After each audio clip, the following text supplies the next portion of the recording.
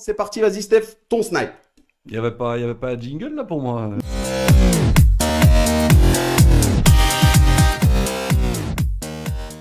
On enchaîne avec le deuxième rituel, Monsieur Boucher, le snipe de Steph. Ce qu'il a vu, ce qu'il a entendu, peut-être ce qui lui a déplu sur la planète football. Il avait envie de nous en parler. C'est parti Steph, ton snipe. Mais mon snipe cette semaine, il est en rapport avec notre invité.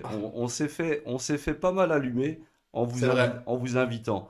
Et on a pris quelque part des risques parce qu'on n'avait pas envie d'être catalogué politique, évidemment. Et pas mal de personnes ont mélangé les choses. Et je suis content que l'émission se passe comme elle se passe, parce qu'en fin de compte, on parle que foot et on a bien fait de vous inviter. C'est vrai, c'est vrai. Il y a eu quelques, on en a eu pas mal. On s'est pas allumé, on s'est pas allumé un petit peu. Voilà, on a la chance de n'avoir peur de rien. Donc finalement, on n'a pas hésité à répondre à tout le monde que nous, on était ravis d'accueillir le président du club de Framborin, et peu importe les autres fonctions que vous occupez au quotidien. Donc on dédie cette émission à toutes ces personnes qui nous ont un petit peu malmenés. Voilà. Et merci en tout cas pour ce que vous dites. Et voilà, je pense que de toute façon, on est tous des êtres humains et on a tous des passions, des envies, etc. Donc voilà, je pense que c'est important. Et franchement, moi, je vous remercie aussi de pouvoir m'inviter pour parler du club des Framborins. Et si je me suis engagé, c'est justement pour que on puisse aussi parler de ce club. Alors, on en a parlé, ça c'est clair. Mais voilà, j'espère que ça va continuer pour la suite. Et c'est clair que dans les prochains mois, on a pas mal de défis avec un grand espoir, c'est pouvoir enfin reprendre le football. Parce que ici, pendant les vacances de Pâques, on avait des joueurs de l'équipe première qui ont été avec les jeunes pour les stages de Pâques.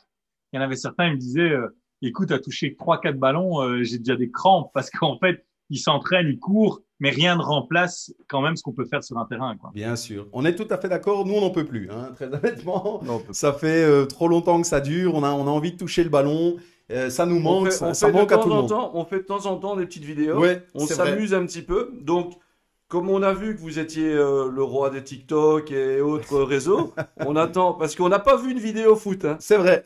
Chaque semaine, on a vu des crayons, on a vu on a cherché une vidéo foot, mais on n'a pas vu foot. Donc chaque semaine, on invite justement nos invités et puis toutes les personnes de la planète foot amateur pour le coup à faire des vidéos, peu importe le niveau, simplement à montrer que on aime taper dans le ballon. Voilà, il y a des petits défis, shotter dans une poubelle, toucher la barre transversale, voilà.